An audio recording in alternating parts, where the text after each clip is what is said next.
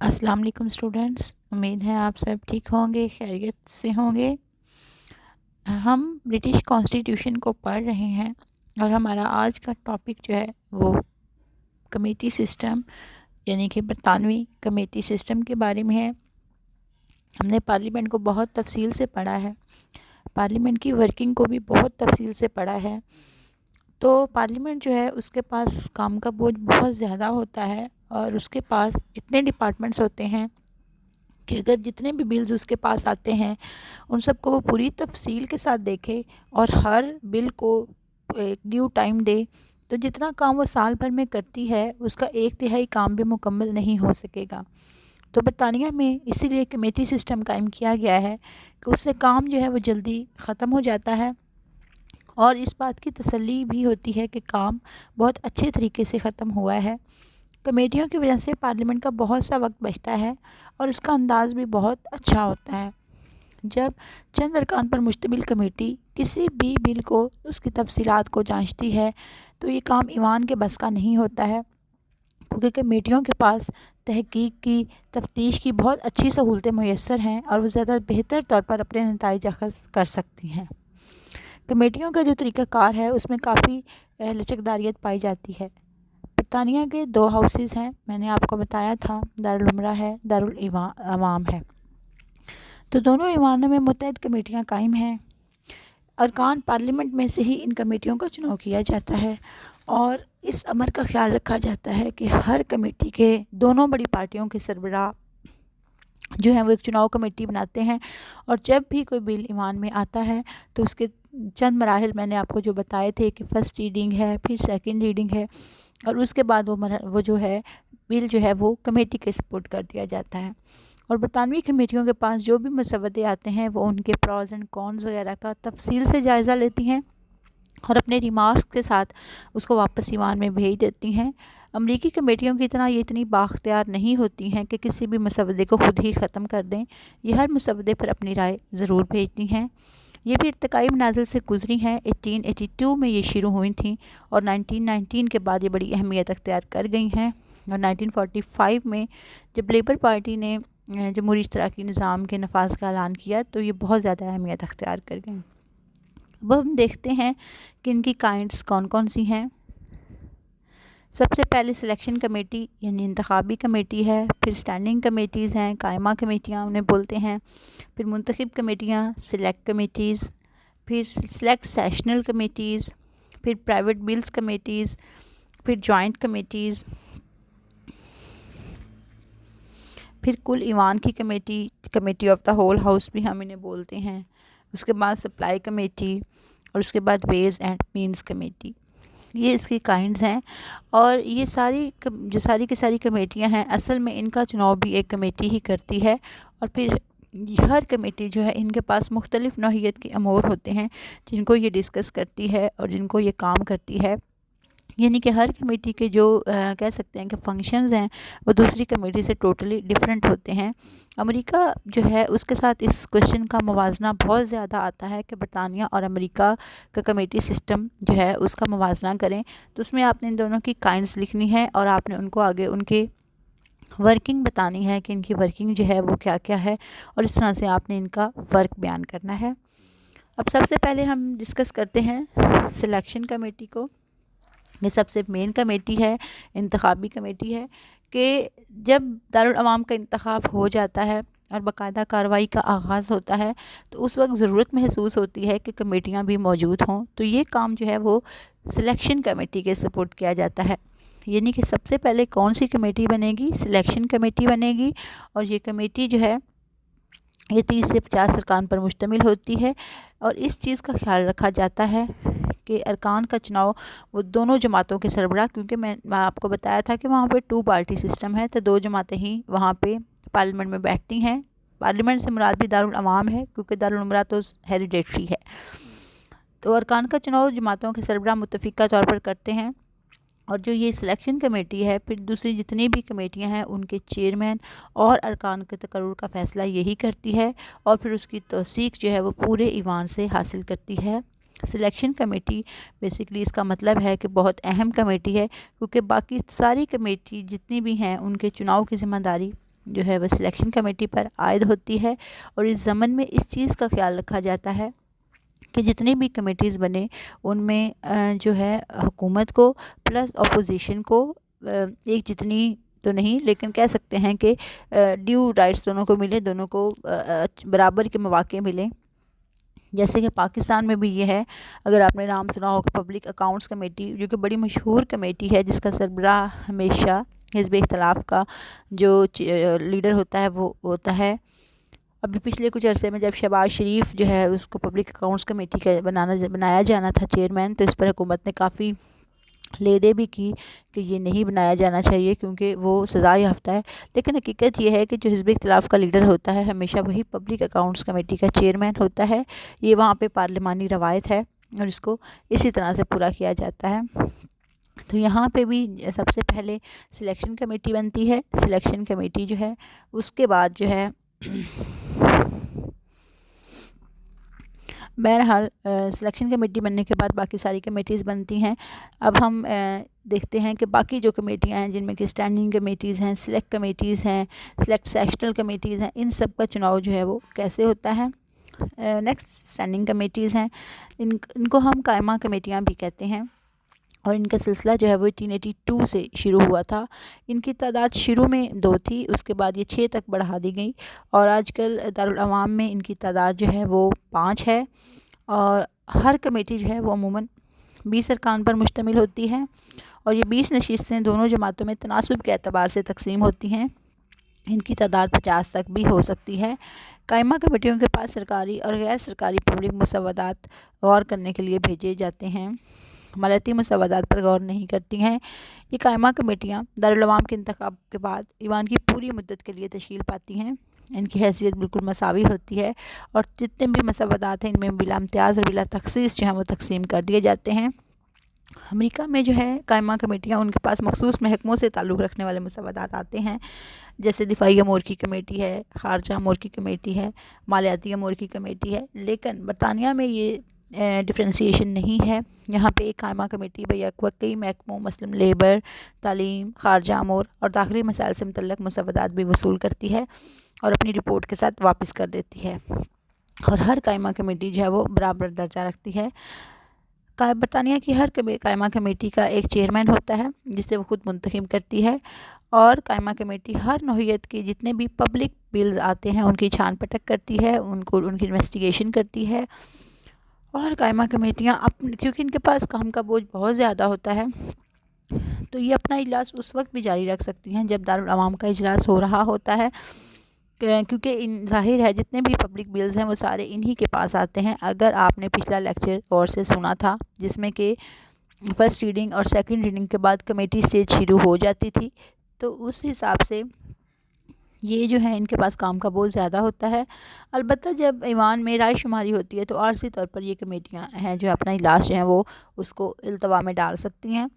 اس کے بعد ہے سلیکٹ کمیٹیز، ان کو ایڈ ہاک کمیٹیز بھی کہتے ہیں، اور ان کی تعداد جو ہے وہ 15 ہوتی ہے۔ ارکان کی تعداد ضروری نہیں ہے کہ یہ 15 ہی ہو، یہ 13 سے 30 تک بھی ہو سکتی ہے، اور یہ جو سلیکٹ کمیٹیز ہیں ان کو ایڈ ہاک کمیٹیز اس لیے کہتے ہیں کہ یہ اپنا کام ختم کرتی ہیں اور اس کے بعد ختم ہو جاتی ہیں۔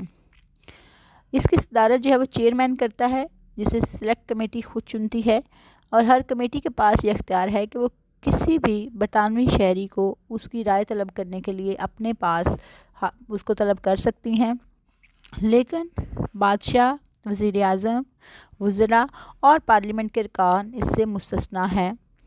منتخب کمیٹیاں بنائے جانے کا آغاز 1956 میں ہوا، جب کمیٹی اور نیشنلائزڈ انڈسٹریز جو ہے وہ قائم کی گئی۔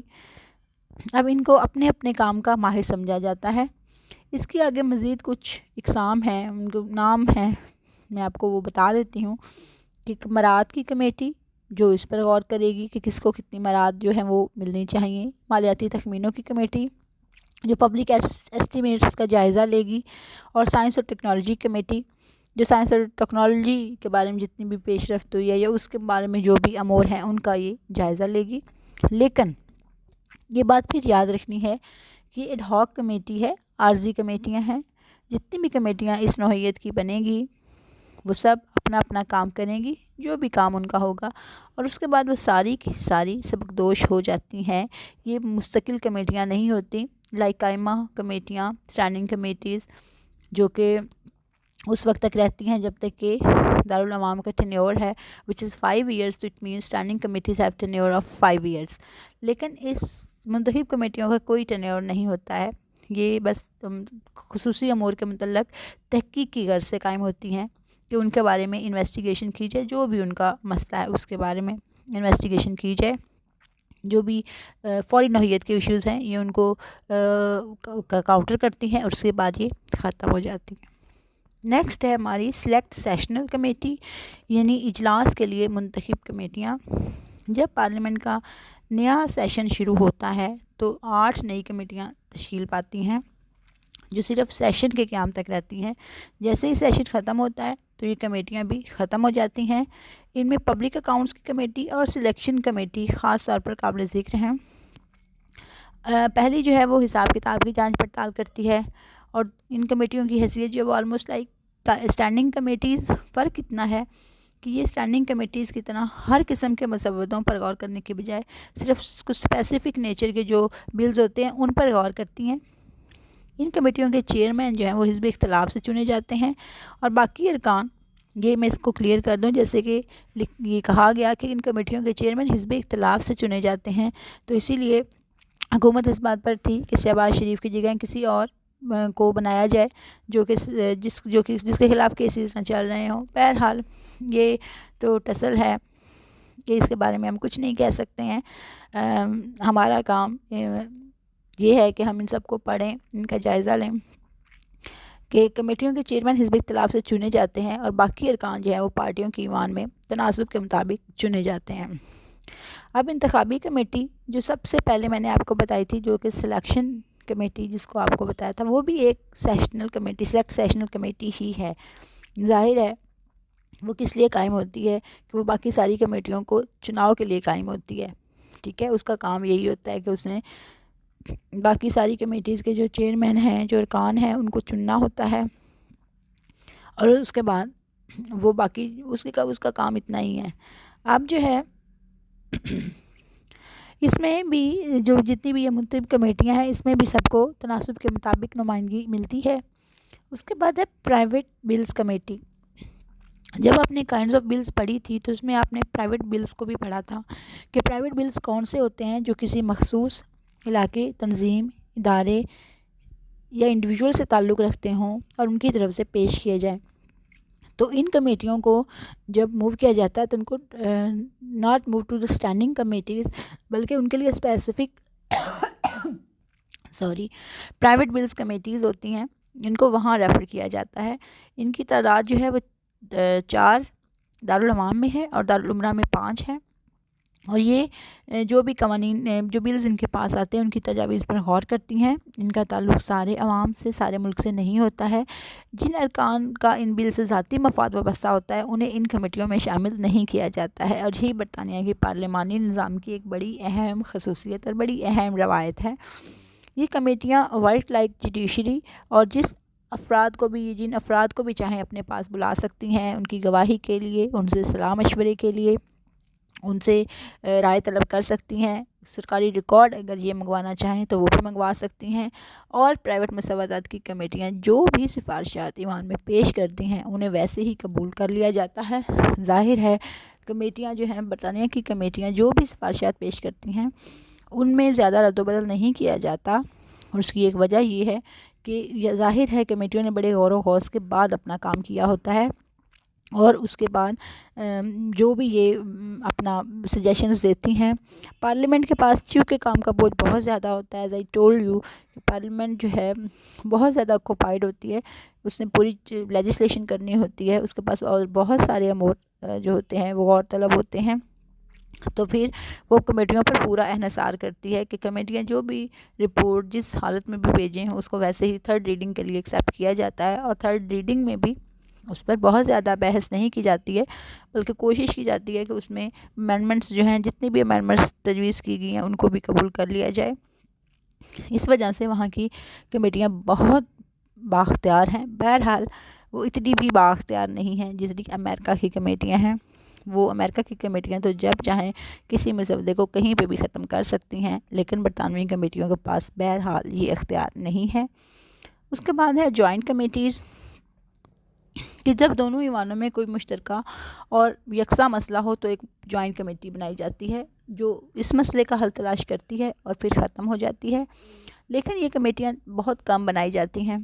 1932 اور 1935 کے دوران جب برصغیر سب کانٹیننٹ پر جب انگلینڈ تھا قابض، تو اس وقت ان کے آئینی مسودات کی تیاری کے لیے پارلیمنٹ کے جو دونوں ایوان ہیں ان کی مشترکہ کمیٹی جو ہے وہ بنائی گئی تھی. اور اسی طرح سے ایک مشترکہ کمیٹی ابھی جب اس چیز پر بھی بنائی گئی تھی کہ برطانیہ جو ہے وہ یورپین یونین سے الگ ہوگا یا نہیں ہوگا. اور اس کے بعد ایک ریفرینڈم بھی کروایا گیا تھا جس میں کہ برطانیہ کی جو اکثریت ہے اس نے بریگزٹ کے حق میں رائے دی تھی. بریگزٹ کا مطلب یورپین یونین ایگزٹ ہے، کہ وہ برطانوی عوام جو ہیں وہ یورپین یونین سے علیحدہ ہونا چاہتے ہیں، وہ یورپین یونین کے قوانین کو فالو نہیں کرنا چاہتے ہیں. حالانکہ برطانوی عوام کو اگر وہ یورپین یونین سے الگ ہوتے تو they have to pay allot, اور ان کے پاس وہ جتنی فیسلٹیز تھیں جنہیں یورپین یونین کے ساتھ رہنے میں مل رہی تھیں وہ ختم ہو جاتی.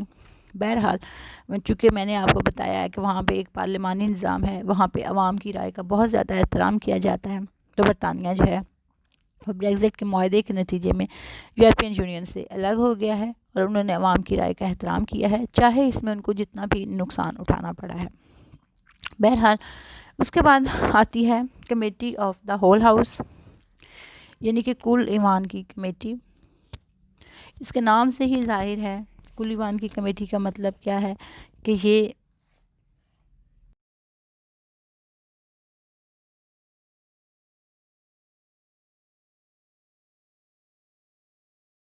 کل ایوان کی کمیٹی کا مطلب یہ ہے کہ اس میں سارے کا سارا ایوان ہی ایک کمیٹی کی شکل جو ہے وہ اختیار کر لیتا ہے، اور یہ سارے ارکان پر مشتمل ہوتی ہے.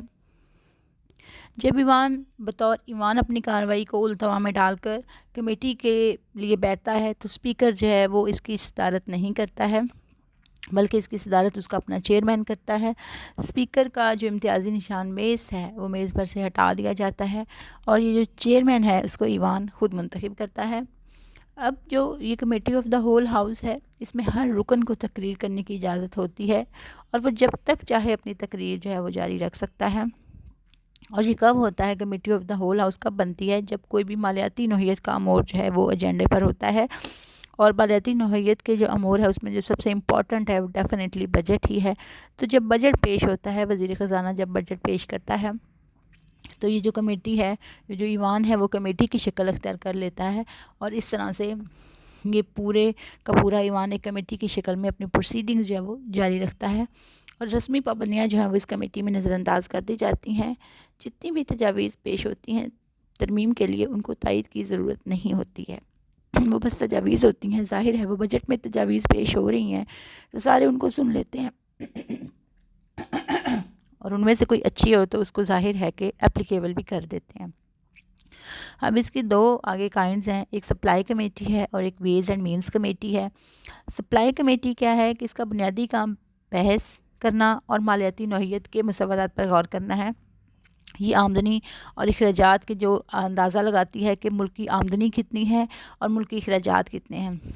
پھر یہ حکومت کی اخراجات کا تعین کرتی ہے کہ حکومت نے آئندہ آنے والے سال میں مالیاتی سال میں کتنے اخراجات کرنے ہیں، اور ان کے لیے یہ پھر رقوم کی فراہمی کا فیصلہ کرتی ہے. اور اخراجات اور آمدن کے بارے میں بھی یہی تحقیق کرتی ہے کہ یہ صحیح ہیں یا نہیں، اور مختلف محکمے پر جو بھی اخراجات ہونے ہوتے ہیں ان کی منظوری بھی یہی کمیٹی دینی ہے. سپلائی کمیٹی اگر حکومت سے مطالبات تسلیم کروانے میں کامیاب نہ ہو سکے تو یہ حصہ رد ہو جاتا ہے اور اسے حکومت کی شکست سمجھا جاتا ہے. اور میں نے آپ کو بتایا تھا کہ اگر برطانیہ میں بجٹ مسرد ہو جائے تو اس کا مطلب کیا ہے کہ حکومت کو اکثریت کی حمایت حاصل نہیں رہی ہے، تو اس طرح سے حکومت کو مستعفی ہونا پڑتا ہے. اس لیے اس کے مسرد کیے جانے کا خطرہ نہیں ہوتا، کیونکہ ظاہر ہے حکمران جماعت وہاں اکثریت میں بیٹھی ہوتی ہے. البتہ اس مرحلے پر جو حزب اختلاف کے ارکان ہیں وہ شدید تنقید جو ہے وہ کر سکتے ہیں. اس کے بعد ہے ویز اینڈ مینز کمیٹی. یہ والا حصہ جو ہے آمدنی پر بحث کرتا ہے کہ حکومت نے کون کون سے وہ اخراجات پر بحث کرتا ہے کہ کون کون سے اخراجات ہوئے ہیں، کون کون سے ہونے ہیں اور ان کے لیے رقوم کہاں سے آنی ہے۔ جو آمدن کمیٹی ہے، ظاہر ہے اس کے نام سے ظاہر ہے کہ یہ آمدنی والے حصے پر بحث کرتی ہے کہ حکومت نے کون کون سے محصولات تجویز کیے ہیں، کن کن ذرائع سے آمدنی حاصل کی ہے۔ اس طرح یہ نیٹ ٹیکسز وغیرہ لگاتی ہے اور کنسولیڈیٹڈ فنڈ میں سے بھی رقوم حاصل کرنے کی اجازت دیتی ہے، اور اگر جب بجٹ کامیابی سے امکنار ہو جاتا ہے پھر اسے کمیٹی کے سامنے پیش کیا جاتا ہے، بحث ہوتی ہے اور اس طرح سے پاس ہو جاتا ہے یہ budget. Thank you. 4th year کچھ سمجھ نہ آئے تو پوچھ سکتے ہیں آپ۔